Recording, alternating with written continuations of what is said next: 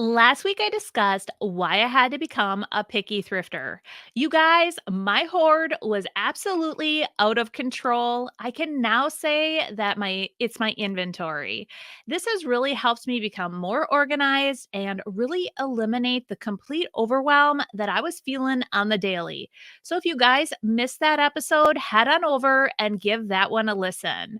Now, in this week's episode, I am so excited to be interviewing Rachel from the Eclectic Cottage.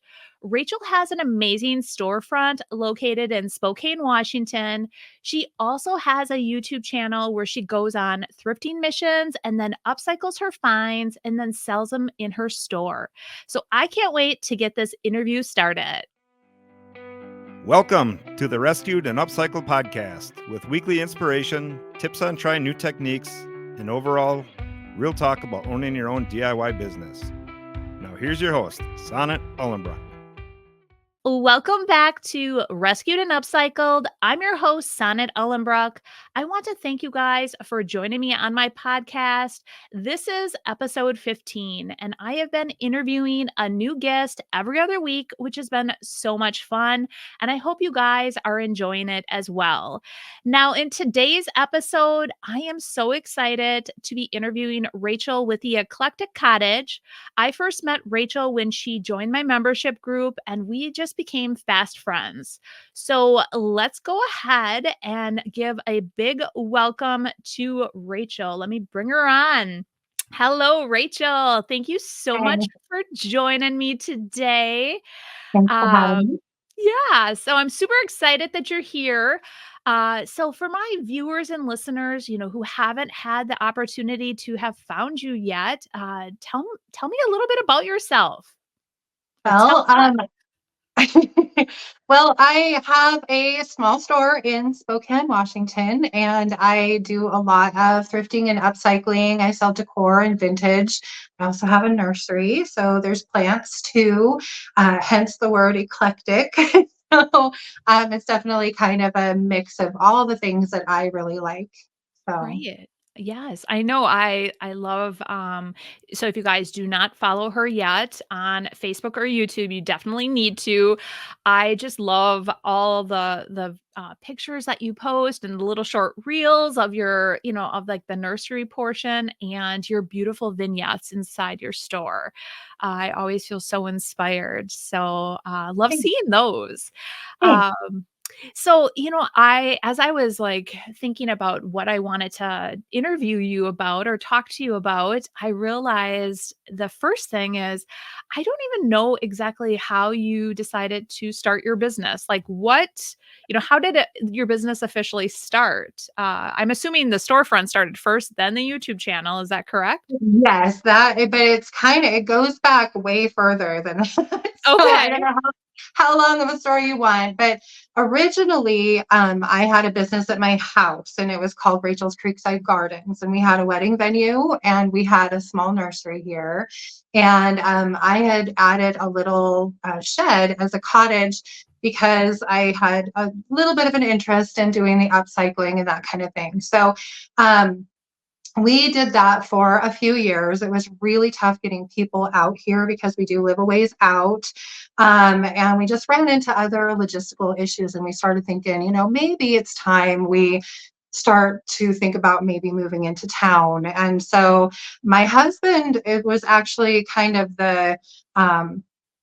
he was the one who pushed me into, because honestly, the wedding venue was fun, but it's exhausting. It is so much work, and it was just a lot. It took all of our weekends. And so, he started kind of pushing me in this direction. And so he started looking on Craigslist for some place for me to be. And we started driving around town and just looking at buildings and things. And we ended up finding the one that I'm in. And my mind started to kind of go, and just realized what all I could do with it. And so we ended up where we are now. So it was a lot.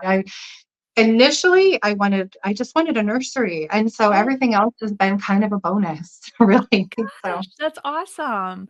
So yeah. yes, you're very much like me that you love garden or like love gardening. I'm assuming if you love the Yeah. nursery portion. Yeah, So yeah, I really do. That's kind of what got me started, honestly, and even having a business, the idea was always to have a nursery, and then everything else just kind of fell into place to add to that. So, yeah. awesome. I love it. So when you first opened, then you just had the nursery portion, and then what did the inside look like? So if you guys haven't, Um, you definitely have to head over because her picture, like the vignettes that she creates, are absolutely stunning. So inside, was it more nursery type thing then, or no, when we first got the building, it was a complete and utter disaster. I mean, it oh, was a mess. It took like 2 months of just work painting inside and outside. okay, And, then we had to build a fence around the back to house the nursery because we're in a neighborhood.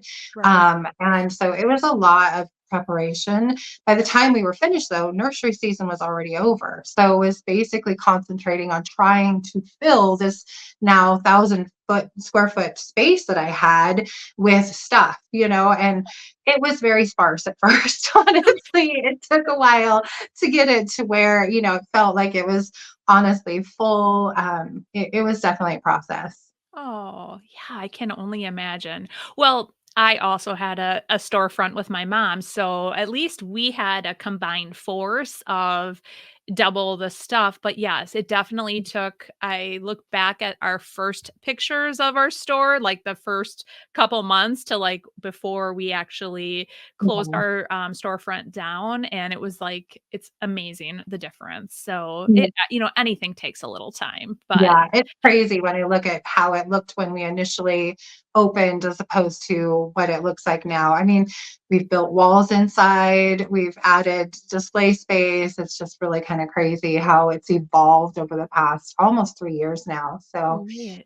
but yeah, and the nursery has just kind of fell into place. And it was another thing that just took, time to, kind of pull together and make it look full. And I just put a pumpkin patch in this year. So it's always something that's changing. So, Right. but yeah. And then, of course, my friend Jamie and I have had booths on top of everything. So it's always been kind of a lot of work. So that was like one of the questions too that I wanted to find out. So Jamie and Rachel have booths that they share together. Now, did you have your booths first or your storefront first? We had booths first Oh, together. you did. Yeah. Okay. That's what I was wondering too. Okay. So, and that's kind of like been ever changing as well as, because I think from what I understand in Washington, a lot is changing with like locations. And I saw a post recently like support your local businesses in Washington. So, Mhm. it's like some businesses are definitely struggling. Yeah. It's been a hard road lately for a lot of the smaller businesses, especially it seems like in the vintage niche is just kind of struggling a little bit. Oh, So we are lucky to still have because the one business we were in did close down, so we lost our one booth, but we still have one in Coeur d'Alene together. And so yeah, it's totally Jamie's fault, honestly, that I even do all of the upside cycling and stuff because she talked me into like 12 years ago, she talked me into going to an Annie Sloan chalk painting class.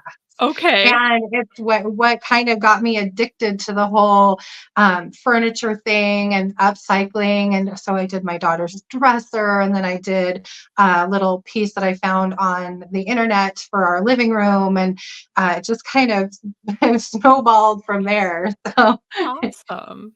I know yeah, it's actually kinda Jamie's fault that, we met we know too. each other. Yes. Yeah, for sure. I She was know. the one who kept telling me about your group and what she was learning and all the things. And so I was like, I think I need to be in this group. So I Yeah, joined. I know. So, I know. I'm like, "Oh." And, yeah, so that's really awesome that you guys, like, share your booth, and my mom and I also shared a booth, together after because we had to shut our storefront down, and then we had a booth together. And some of the challenges that my mom and I faced were we both wanted, like we both had our own vision. We wanted it equal. Like I wasn't taking too much, she wasn't taking too much. Do you find that you guys struggle with any of that, or do you just kind of work? I mean, it sounds like you work really well together. Fortunately, we really do. We've always had a really good relationship. We found that the key is really communication, and just kind of playing off of each other. She definitely has different tastes than I do, and so that's something to take into consideration when we're building a booth. And she tends to look to me just because she says I have more of an eye for putting together vignettes and stuff like Yeah. that. So that's always kind of been my part of bringing everything together and making it look cohesive and stuff. And we just talk, we talk about what colors we want to use and the things that we want to kind of work towards and stuff, and collaborate a lot, and just try and keep a decent flow in our booth space. So, and that helps. Definitely communication's a big thing. So. Absolutely. And I would have to, yeah, I would have to agree 100% communication because, yeah. And, I'm just thinking back to when we had our booth and like that, and I think some of the lack of communication. So I would have my vision and I'd be rolling it with it, and then she would have her Yeah. vision, and sometimes there would be like I wouldn't say a clash, but so that's great that you guys Yeah, and collab. it happens, it happens where both of you, even if you think you have the same vision, you're still two different people that you totally have different takes on the same thing. And so there were times where we'd bring stuff together and I was like, how's this going to work? But we always managed. Yes. Jamie is a great thrifter. She is fantastic at finding bargains. She always kind of spots good deals, and so no matter what, she always had good stuff for backup. Even if there was something that really didn't work, we always had other things to choose from. So it was not that big of a deal. Awesome. So now, do you guys go thrifting together or do you go on your own thrifting missions? We go on our own thrifting missions.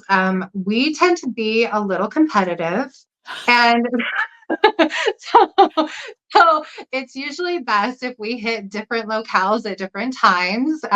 Jamie, she's a rusher. She can zip through a thrift store in no time flat, not even kidding, and still manage to come out with some great stuff. Me, I'm more the one who needs to look at everything 3 or 4 times and really scope out all of the things before I make my decisions. I'm the one who puts like 17 things in my cart and then goes through them and tries to figure out which ones I actually want to keep. She's like bing, bang, boom, done. Okay. Okay. Wow. I have been trying to be more like that where I just go through and I'm like, okay, if it catches my eye right away.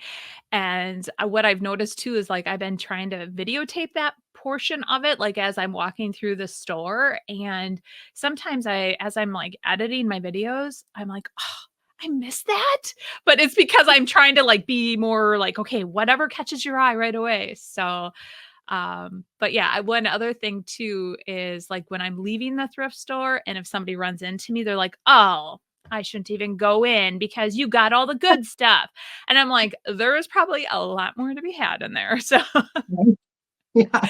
it And like it's the same with everything. Your tastes are totally different. I've even seen other ladies thrifting at the same time as me that I know have shops, and I'll follow them through an aisle, and the things that they're picking up and putting in their cart are usually things I wouldn't have even glanced at anyway. So, most of the time we leave plenty behind for yes. everyone else because we're oftentimes looking for specific items to fill a void or create a vignette or whatever. So there's always stuff to Yeah, be found at the thrift store. right. So, I do need to find out, have you always had a love of thrifting or did Jamie introduce you to that as well? Um, Jamie definitely loves thrifting more, but I have been and she's probably been thrifting longer than I have, honestly. I started thrifting many, many moons ago out of need, honestly. I was a single mom. I had two kids and couldn't afford brand new clothing for them all the time. And so my friend Ellie actually introduced me to one of the thrift stores here in town, and I started going on a regular, and then started expanding from there. And pretty soon that's where I got all my clothing. It wasn't until later when I started honestly watching you, Jamie Ray, some of the other gals on YouTube, that I started searching for like home goods and that kind of thing to upcycle. That really wasn't in my wheelhouse necessarily. I had done the furniture part, but I really wasn't into doing the smalls. I more shopped for things that were already finished, pictures and things that I could just put right out, that kind of stuff. Mhm. Which So I think is still really important to do, like, you can't upcycle every piece, so it's yeah, good to have a mix, yeah. yeah, absolutely. So, we should take a pause and say we've been talking about Jamie a lot and referring to her as Jamie. Yeah. Do you wanna introduce Jamie? Your kinda like, I guess, she's kind of your booth partner and her Mhm. business. Do you wanna just give her a shout out? Yeah, her business is Jamie's Eclectic Treasures, and she doesn't have a YouTube presence at all, but she is on YouTube, or not YouTube, but Instagram and Facebook. And like I said, we do share the booth together. We're actually going in together with some other gals from Reclaim Cottage over in Coeur d'Alene, where our booth is, and we're doing a big event. So it's our first ever big event. So we're getting trying to get everything ready for that. We're a bit nervous, but we're hopeful it'll be a good one. So All right. I didn't know anything about this. So tell us a little bit about I want to hear about the event. it So, should be fun. It's called Vintage Market Days, and it's held at the Kootenai County Fairgrounds over in Coeur d'Alene. And it's the in a big barn. So it's a huge barn when you enter. And our booth, I guess, is going to be in the big barn where you enter. So that should be fun. I think we have three booth spots.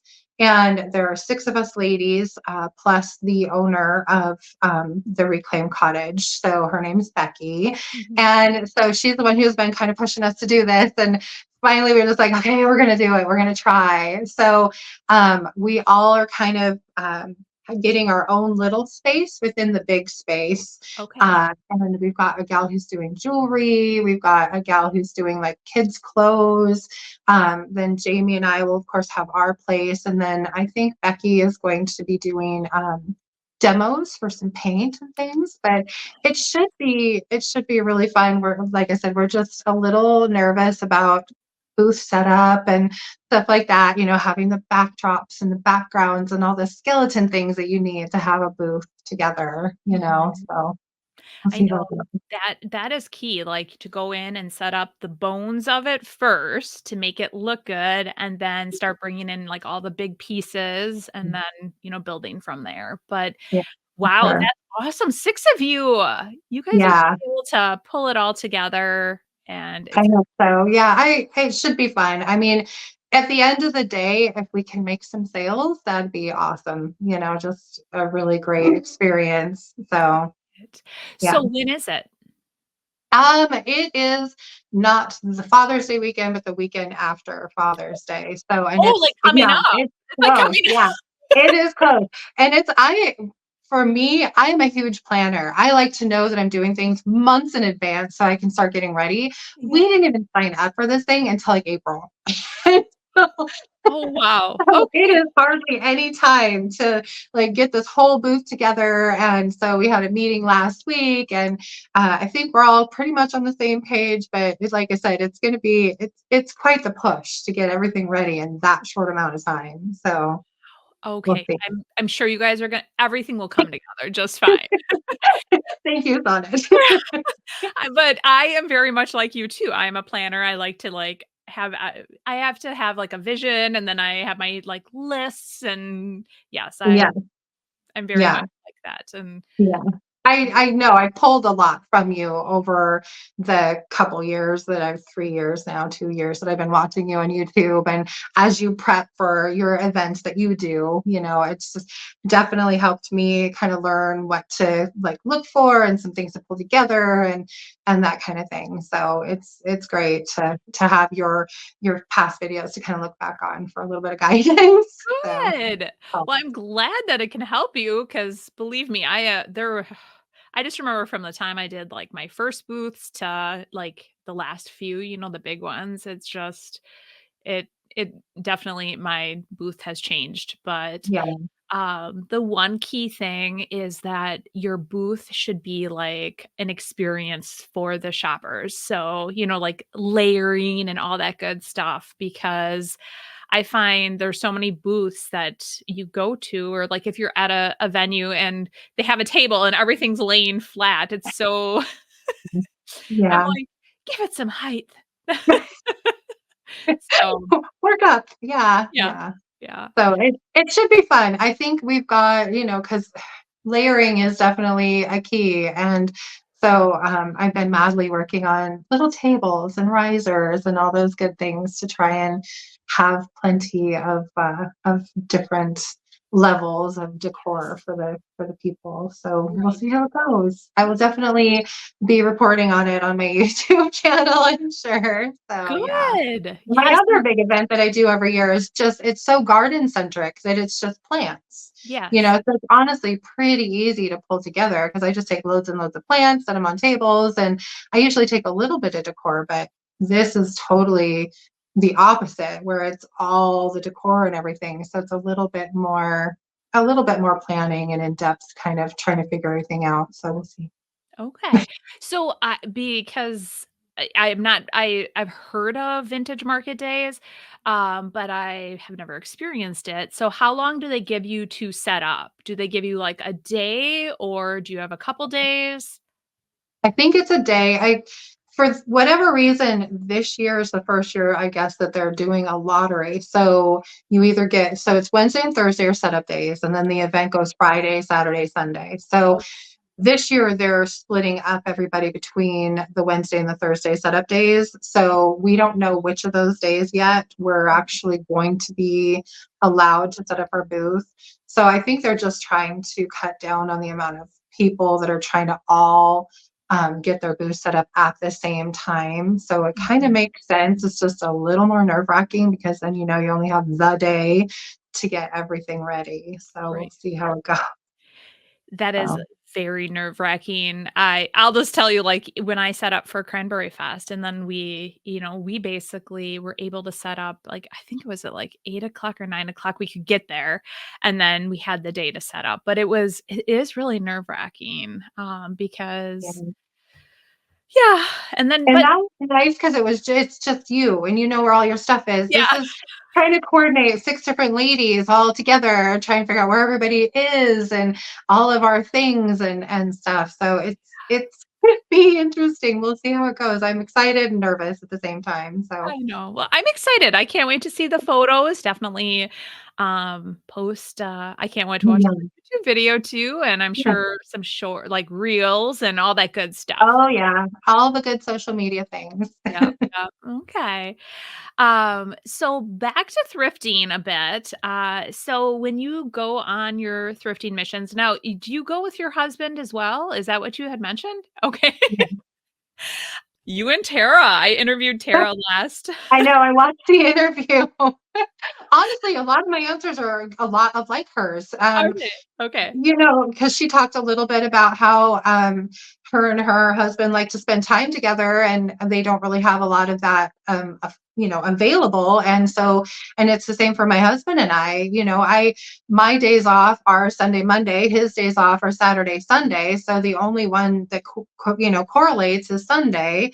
And if I leave the house to go out thrifting all day, it leaves him here by himself. And we never would see each other, except for mornings and nights. And so it kind of started as just a way for us to spend time together. However, I have to say, my husband has become quite good at at thrifting over the years. It's funny, and he's kind of learned my taste more, because at first he would bring me things that I'm just like, no. I can only imagine. That would be my take, like, "Oh, thank you, honey. I really appreciate Yeah, that you thought yeah. of me." I just really think not, though. Not Oh, today, maybe next week. Yeah, so at first it was a lot of that, and I got so tired of having to tell the poor man no, and but he learned, and eventually he started bringing me things that I actually liked, and now I can tell him, "Hey, will you go check out the art? I'm looking for, a piece with some garden scene, or I'm looking for a snow scene or whatever," and he usually brings me back some good stuff, and I know, just not too long ago, he comes trundling down the aisle carrying an end table, and it's heavy, mind you. And he's like, "I found this, and I thought you'd like it, but there was another guy looking at it, so I just brought it with me." I love it. So, and Oh, of course, I couldn't tell him to take it all the way back to the furniture part department. So I was like, "Yeah, throw it in the cart," and it ended up turning up really cute. So, yeah, he does a good job, and so he's just kind of become my thrifting partner. So. yes. So is he involved with your business a lot too, or just kind of the thrifting side of it? He isn't super involved, but he is definitely there to help me if I need it. So, sometimes I have things I need to go do on like a Saturday, and he'll come in and cover the shop for me.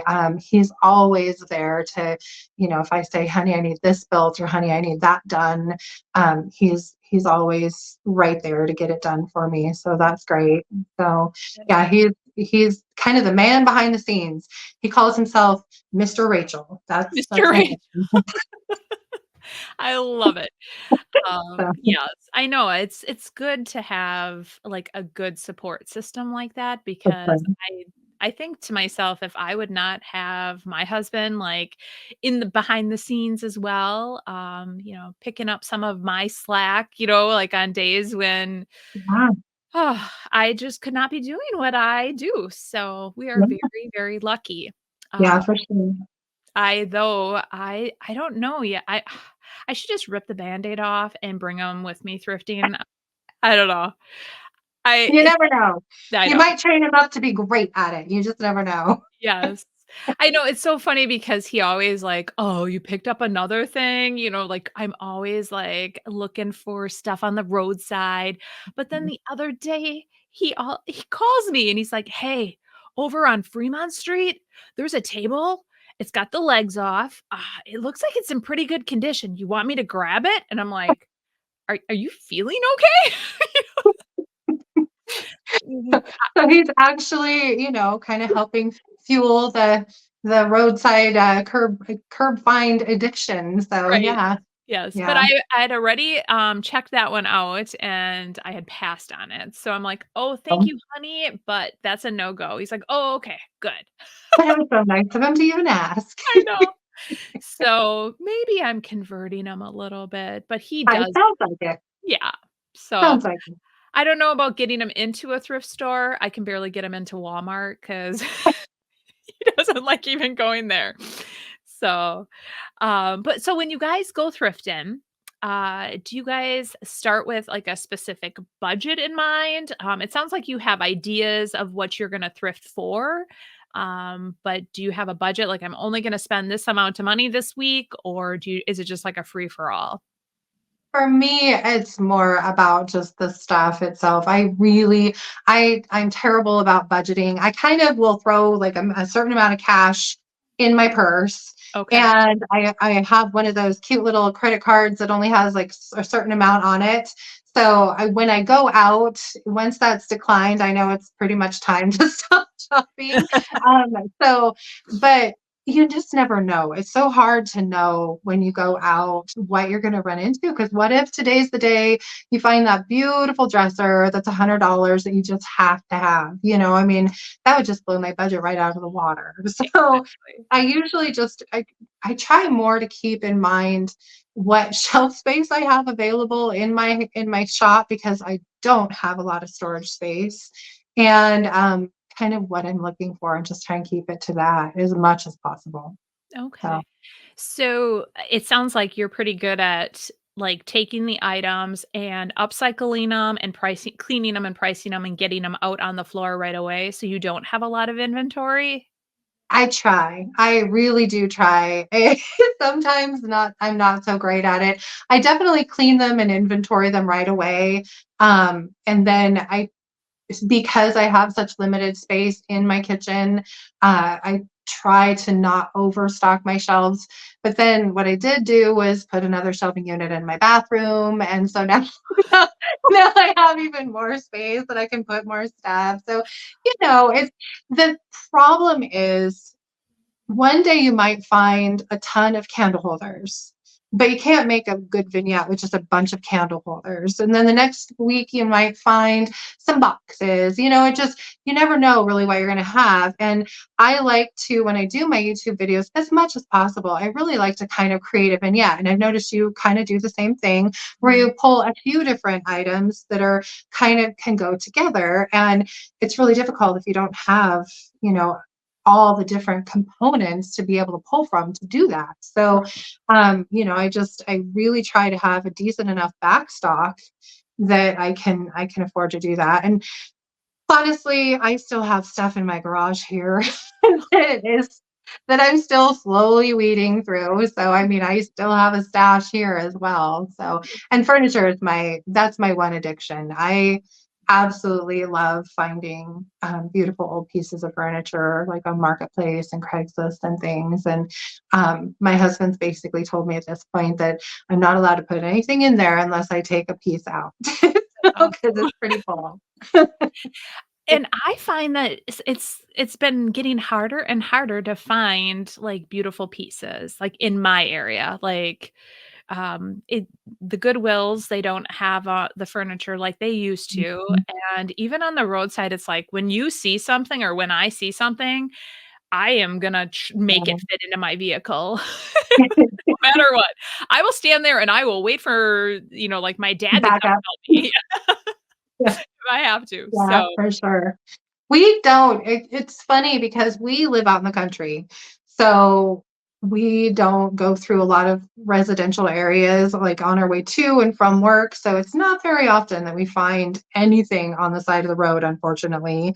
yeah. And in the area where my shop is tends to be it's definitely not one of the ritzier areas in town. And so most of the time what I see on the roadside are old flea bitten couches or those old pressboard entertainment centers that are falling apart, those kind of things. And so it's very rare that I find an actual roadside thing that I can take home, but it happens once in a great while.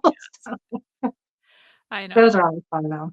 Yeah. I am like I said, I'm always looking, and most of the time, they still need some work, so I'm Yeah. willing to, take the time, but, so you mentioned your kitchen, and, this is a great segue to talk about, your YouTube channel, so, you do most of your, like, thrift hauls in your kitchen, and that's where you do all your thrift flips, correct? Okay. Yeah. Yeah. So, it's actually a kitchen? Is that why you call it the kitchen? Is that correct? Yes, Yeah. yeah. My building used to house the building that I'm in, it's very old and it has housed a whole lot of different businesses. And it was a dry cleaner originally, way back in the day. In fact, I actually have vendors in my cottage. So I have local artists who I actually have their wares in my cottage as well. And my jewelry guy, his mother worked at the dry cleaner. It was her first job way, way back in the Really? day. So he Oh. actually grew up on Diamond Street, just down the road from my shop.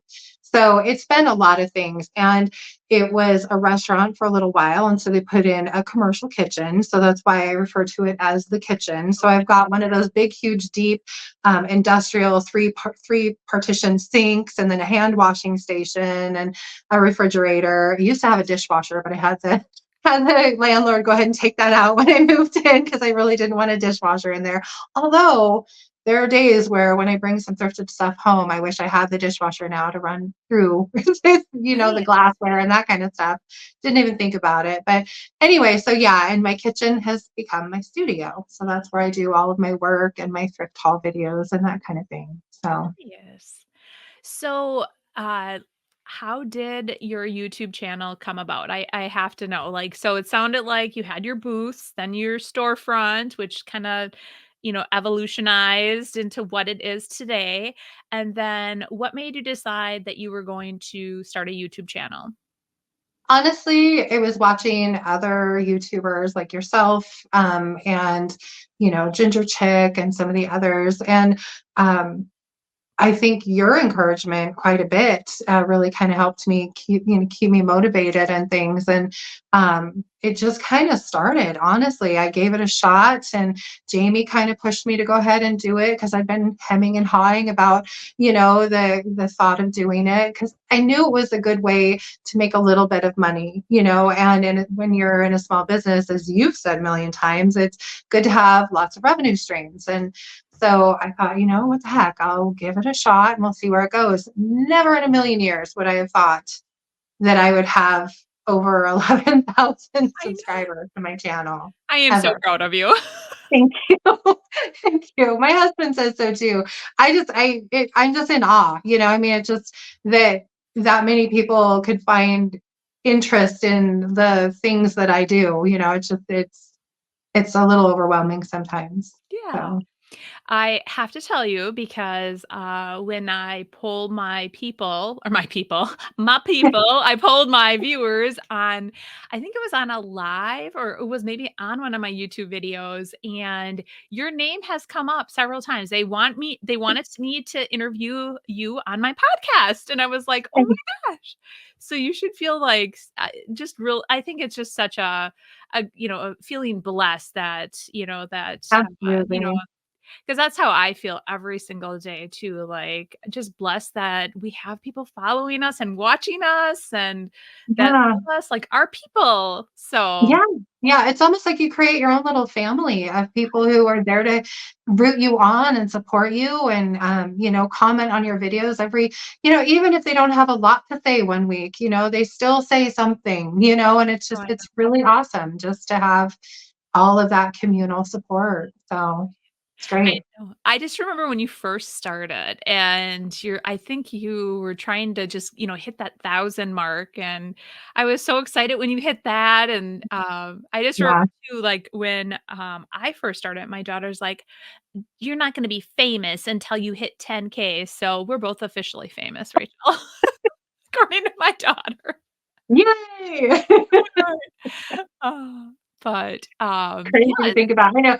My husband always says, if you took all of your YouTube followers and you put them in the arena, it would pack the place.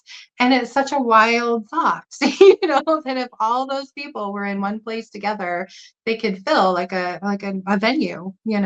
It's just kind of weird. no, it is, like, that many people have found you, and, uh, Yeah. I always also think that there's so many more people that just haven't found us yet, and it's gonna Yeah. keep growing and growing, Yeah, so it's crazy, I mean, it's just YouTube's such a great venue to put yourself out there and I mean, you can learn so many things on YouTube. It's great. And the inspiration that you can get just from watching other creators, I mean, I have a huge list of creators that I follow. Not that I have the time really to sit and watch all of them always, but every once in a while I'll be like, I haven't seen so and so in a long time, so I need to watch two or three other videos really quick. And it just gives me such great inspiration. It's awesome, you know. Oh, I know, absolutely, and I feel the same way, like, I am so busy, especially now, like, with my, daughter and all the sports that she's in and just, Mhm. managing everything else that I used to watch just a ton of YouTube videos, and now I feel like I don't. So some like, Friday evenings when it's real low key, I just sit down and I watch all you guys, and I'm like, "Oh," I do get Mhm. inspired, and so it's like I miss those days where I could slow down enough and just take it all in, and, just I love watching and seeing one thing that will inspire me and, think like, "Oh, I could do something very similar to that." So, Yeah. No, yeah, that's a great idea. Yeah. yeah. I found that because editing video, I find to be the most boring process ever is going through and actually editing the videos. And Mhm. I find that it's nice background, music, I guess, to have one of my creators kind of that I can kind of watch and still edit my video at the same time and listen to their voice as I'm doing something kind of mundane, So so that's kind of become my ritual when I'm editing my videos is I'll throw a couple YouTube videos on the TV and then sit and edit my videos. So it helps pass the time and make it seem like not quite as big a chore. Oh, that is honestly one of the things that I hate doing the most too, is editing. Yeah. It's like, 'cause you have to, Yeah. like, pull in all the clips and, fix everything and then Yes, run through all the film and make sure you've got the good scenes and everything. Yeah. If there was one thing I could pay someone else to do, that would probably be the thing. I know. I know. I'm trying to as I, continue to grow my business too, I'm like, what would I want to or what could I entrust somebody else to do? And I get a little nervous. Like I think like, I don't know if I can, like what can I, like Mhm. assign to somebody else? And um Without micromanaging it yourself over their shoulder. I Yeah. know. Yeah. Yeah, I just like, ew, it's just everything to like, folding my like recycled papers for my subscription box. I'm like, I have a certain Yeah. way that I like to do it, and then I'm letting somebody else do this month's, and I'm like, oh, it's folding a piece of paper, Sonnet. I mean, Yeah. like, Mhm. it will be Yeah. fine. So I It can, will be fine. it will be fine. Yeah. Delegate, delegate, delegate. Yeah, I'm trying. So. Yeah, it's But hard. I think that editing a video would probably be very difficult to, like, offload to somebody else because you have your own unique way of Mhm. doing it but do you think that will be Yeah. eventually where you'll be able to have somebody do that for you? I don't know. I'm such a complete control freak that I just don't know. My kids will tell you I was the mom who would have them do a chore, and then when they were done, I would come and redo it because it wasn't quite done the way I wanted it done in the first place. So I have a feeling that might just very well be the way that it would go if I let somebody else edit my videos. I might redo it anyway. My gosh. Yes, yes, I completely agree. Yeah. Um, So I hope I'm not gonna have to refold paper. I won't. I yeah, no, I wouldn't go that far, I don't think. Okay, once it's folded, just leave it be. Right, right. Yes. So, you talked about being inspired. So where do you drum up the most inspiration? Like, who inspires you the most in the creative world? Oh, that's tough. There's a lot. You, of course, I've been watching for a long time. Julie's Designs and Signs, I watched her way back in the day. Then there's Ginger Chick. She and Jamie, or she was one of the ones that Jamie and I, when we first started, Yeah. we had this plan in our head that we were going to do just like Ginger Chick. We are going to paint everything black and then white over it and distress back to the black. And we tried that for a little while and it got really boring really fast. So we ended up changing. But she was definitely one of the early, inspirations. And then recently, I've added, of course, Heather with Create Your Own Cozy. I love watching her stuff. Kristen has become in our group.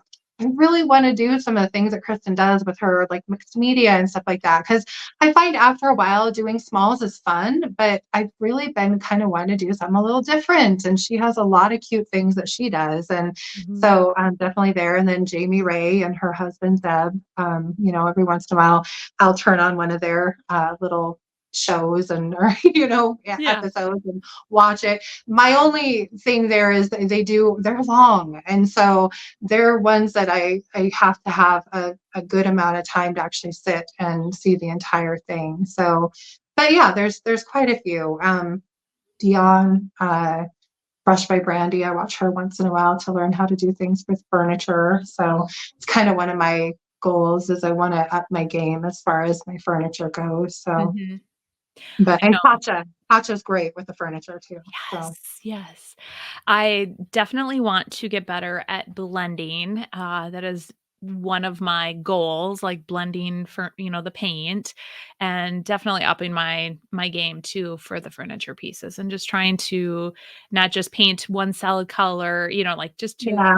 yeah, Yeah, yeah. to take it up a notch, make it more because I mean, can't really call myself a furniture artist if I just throw a coat of paint on it, distress it, and call it a day. So that's kind of where I'm trying to kind of graduate up into the next levels. And there are so many techniques to learn and things to know. It's crazy. I know.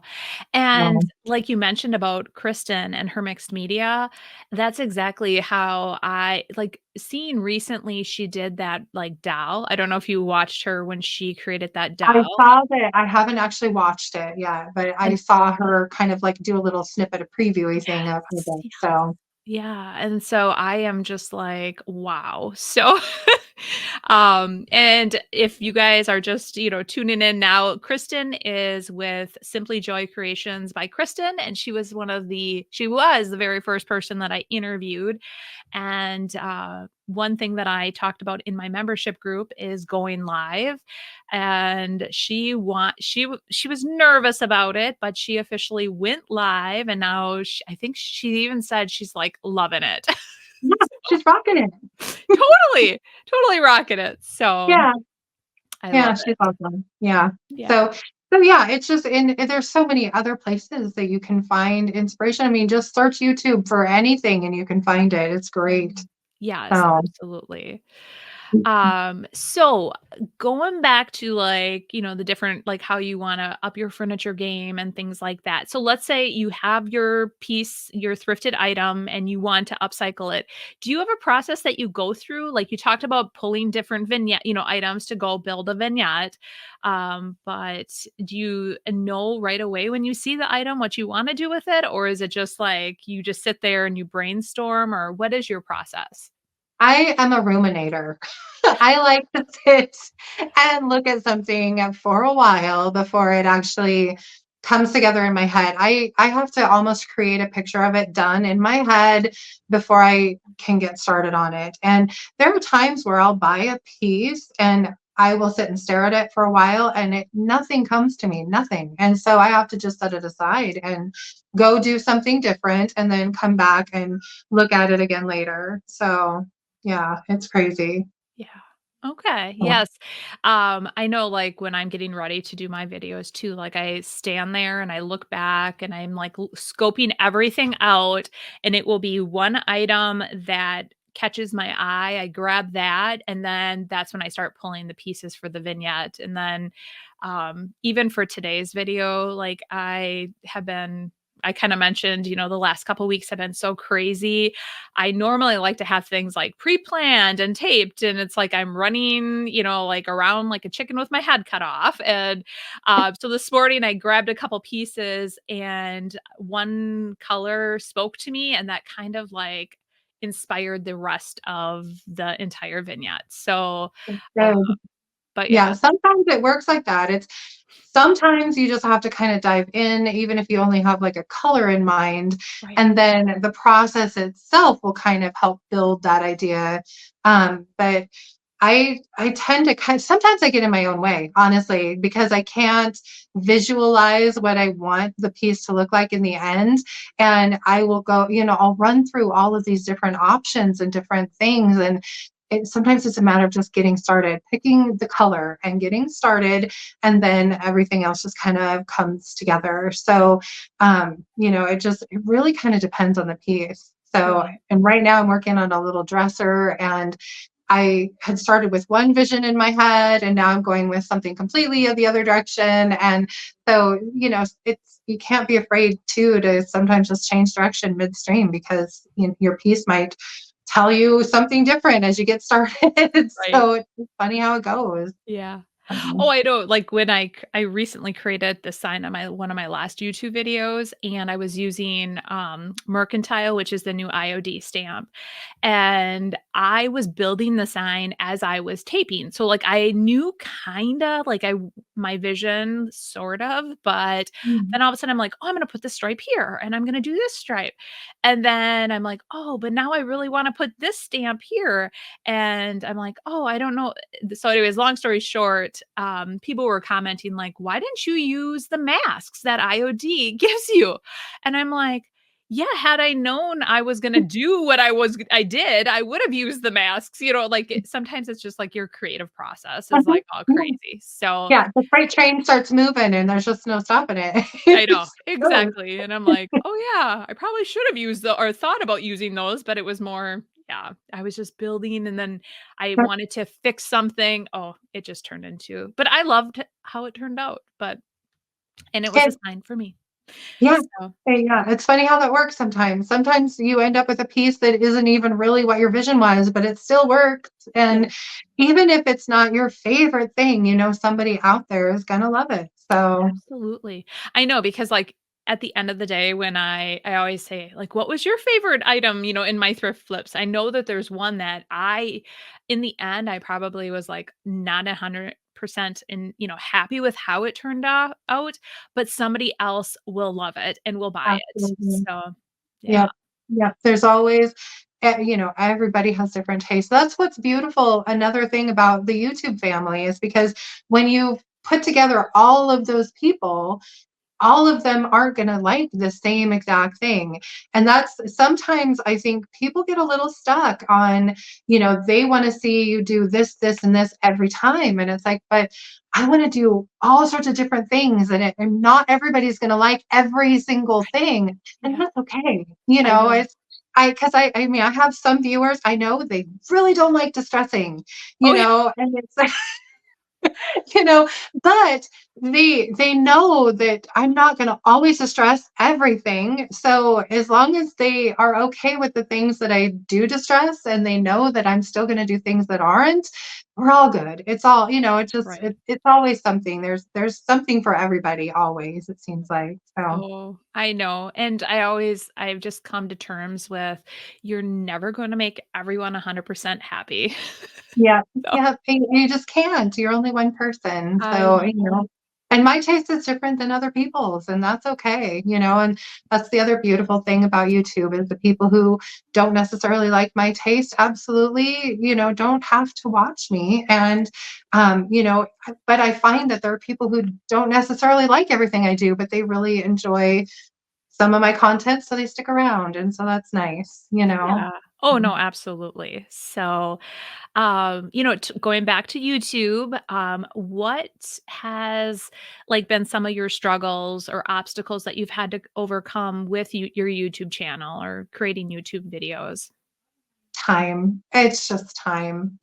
Sometimes it's because, you try to put out a consistent product. You want your videos to come out at the same time every week. And life can sometimes get in the way. And I've always been one of those people who, if I say I'm going to do something on a certain day, I will do my darndest to make sure that Mhm. that happens. And so sometimes I trip over other things just trying to get my YouTube videos ready. And um, so it's time and organization and trying to keep everything on track. Those are the things that I run into the most that Right. are hard with YouTube.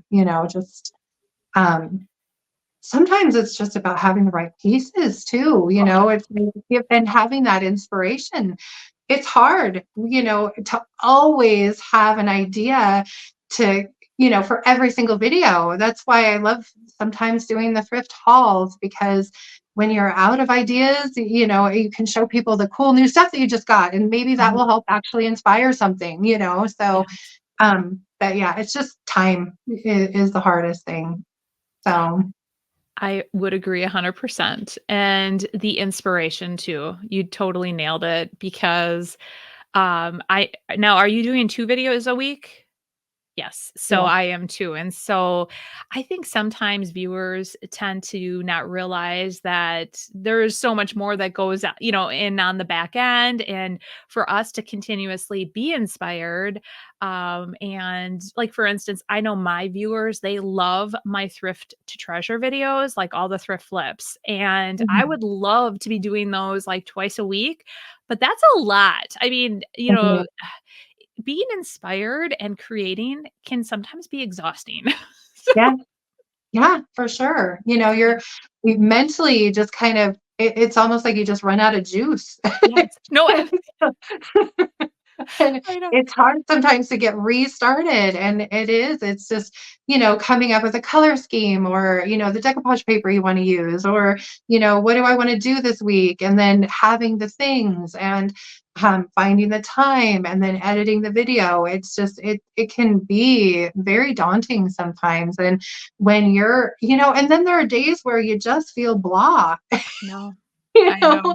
and just like you just really don't want to do anything. And it's hard because you have to just try and keep pushing yourself, because everything takes time. And they don't see, when I paint something, that's all well and good, but then it's got to sit there for half an hour while it dries, or longer sometimes. And so then I have to move that, and try and put something else in its space. Talking about painting and paint drying, I do have to say that on my last, couple lives, because I was so I've been so, like, I wouldn't say burned out, but I was really at the very end of my creative, like, I felt like I was drying up because I've been, Yeah. tackling a lot, and so I want to still go live and, like, interact with my viewers, so I took a train case, like a vintage train case, and I was like, "Okay, what do" I was trying to be, like, I love getting their feedback, and so we all agreed I was gonna paint it black. So I'm painting it black. Well,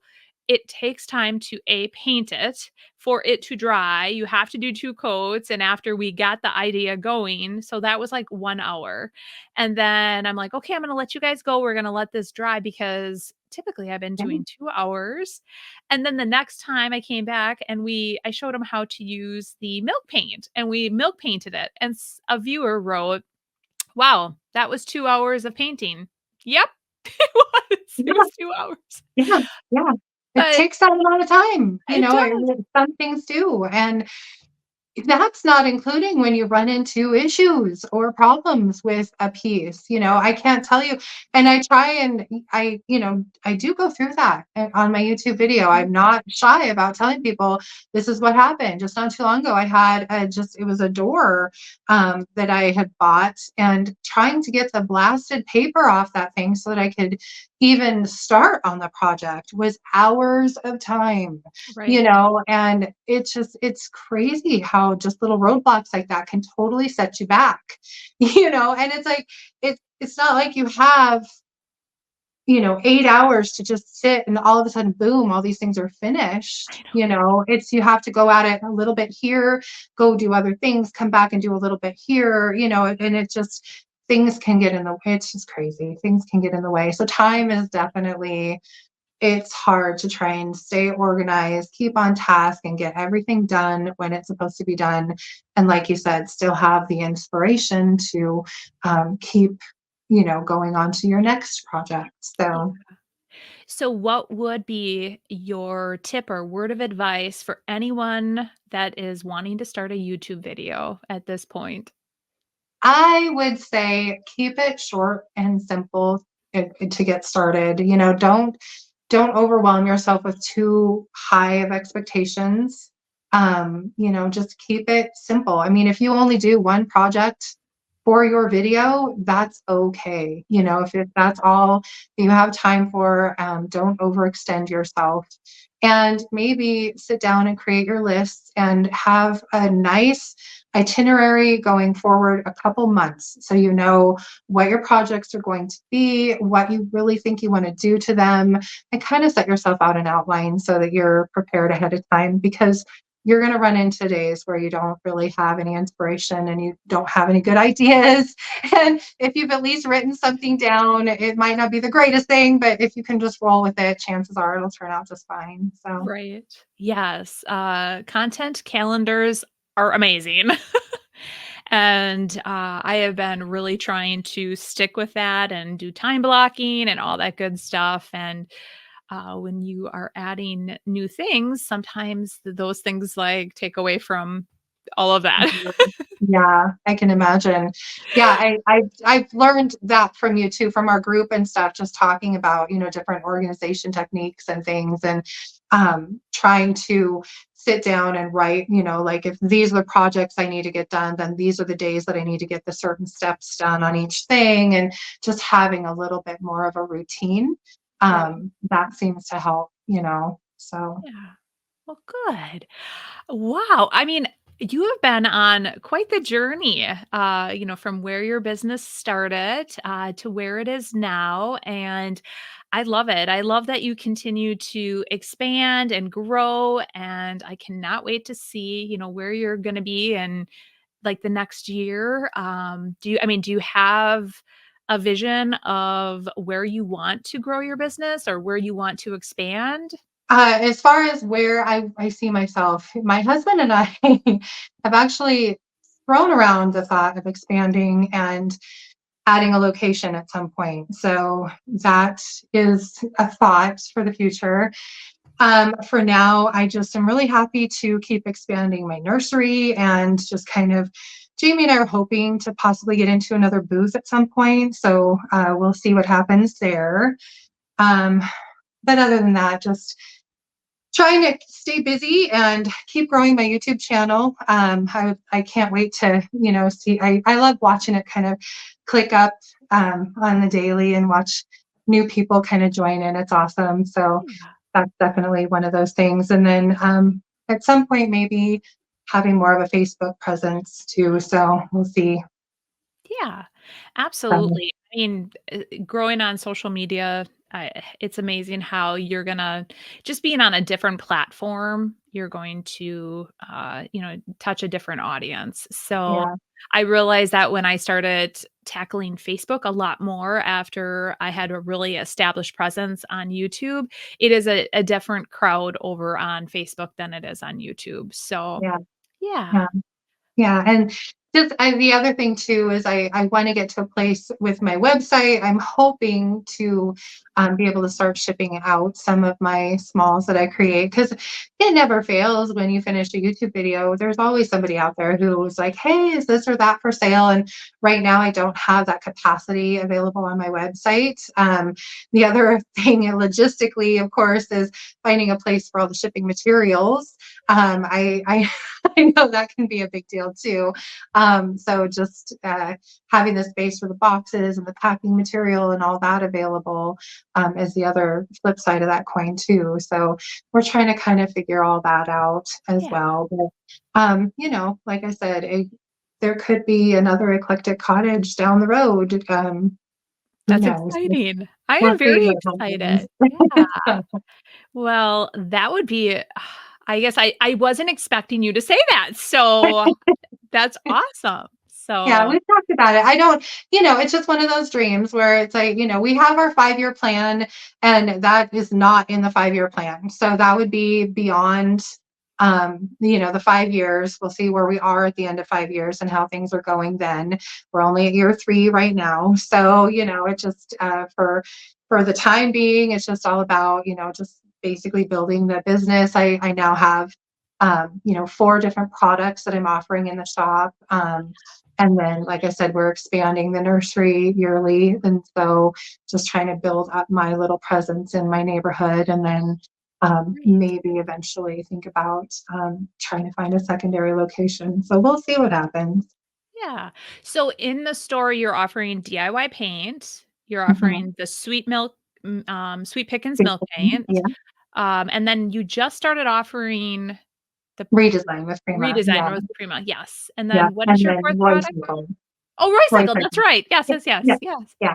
So love her papers. So Yes. it's great because I feel like now I have the ability to help out other people that are in my area. If they want to do, kind of similar things of what I do, I'm a one-stop shop. They can come in. I've got the paints, I've got the decor products, I've got the paper. So it's kind of neat to have the people kind of find me and be able to come in and get all those things in my shop. Right. So Well, very yeah. cool. Oh, I love it. I know, and I'm sure you're just gonna keep on expanding and doing, adding more products to your line, and that's kinda how I've been because as I fall in love with a new product that I really love, then I add it. So, Mhm. yeah, Yeah. Yeah. awesome. So, Well, good. Any word of advice for somebody starting out with a storefront or a booth, that you wanna give them before we wrap this up? um, just don't bite off more than you can chew.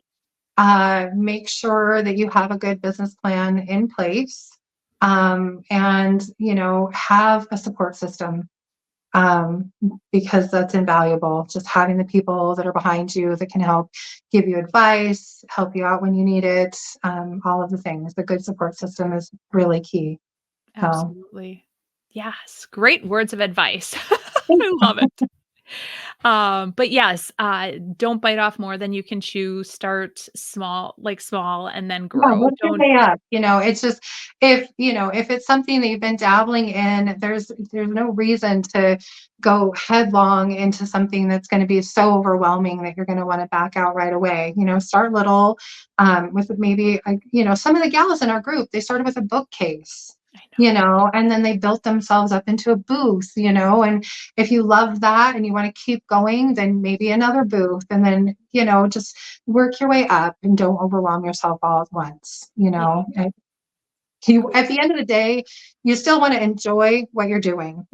you know, Yeah, Once it becomes just a chore, it's kind of defeated its purpose. exactly. Yes. I know, I never feel like this is a job. It's because I enjoy it so much. I love doing this every day. So, until yes, don't change that because then you will stop showing up and you will Exactly. feel defeated. So, Yeah, yeah, it'll feel like a chore, and you don't want this to feel like a chore. So it no. should be fun. So, Oh, good. I love those words of advice. I love it. Well, thanks. thank you. So where can our viewers find you to be completely inspired, as much as I am when I watch you? So I'm on YouTube. It's under the Eclectic Cottage Spokane. And then I'm also on Instagram and Facebook under the same name. So it's just the Eclectic Cottage Spokane. Perfect. So Well, good. And I will link all of Rachel's information in the description below. So you guys can head on over, follow her on YouTube and Facebook and Instagram. So you can be inspired as much as I am by all of her amazing thrift hauls and upcycles, and definitely all your amazing vignettes. I love seeing everything that you create in your shop like that. So, but I want to thank you so much for being part of my podcast today. And, I enjoyed having you. And you yeah. guys, in next week's episode, I am going to be talking about a little bit more about thrifting and collaborating with other creatives on thrifting missions. And we kind of talked about how today how Rachel collaborates with Jamie. They are not collaborating, but we're going to talk about that in next week's episode. And if you guys are listening to me on any of the podcast platforms, don't forget to rate, review, and subscribe, so you don't miss out on an episode. And then you can also find me over on Facebook and Instagram as well at Sonnets Garden Blooms. And I hope you've enjoyed today's episode, and we'll see you guys next week. Thanks so much, Rachel, for joining me today. And bye, guys.